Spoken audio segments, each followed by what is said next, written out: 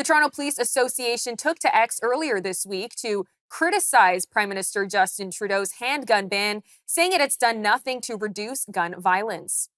Mr. Trudeau made a statement marking the 2-year anniversary of his government's handgun ban when the association publicly responded, saying that criminals haven't gotten the message because shooting and gun-related homicides are on the rise. The association called the statement out of touch and offensive to victims of crime and police officers.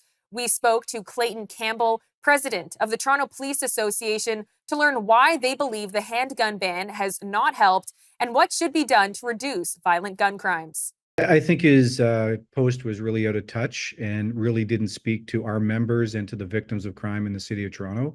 As you know, shootings are up almost 45% this year, and some of the gun violence is really tearing apart the families in the city of Toronto, and I think it was tone deaf. I think there's a few things. Number one is not keeping repeat violent offenders in custody. We see time and time again offenders that are out there using firearms in the streets of Toronto, firing guns in the streets, and they continually are on bail. And we need to make sure those repeat violent offenders are kept in custody.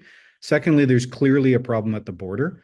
We have 85% of the guns that were seized by our members came from the US.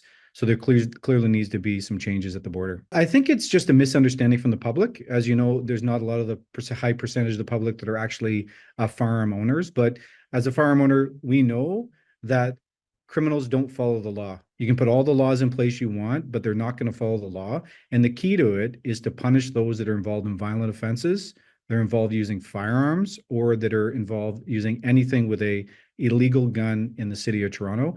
The consequences have to be on the actual criminals and not on the law-abiding citizens that own firearms.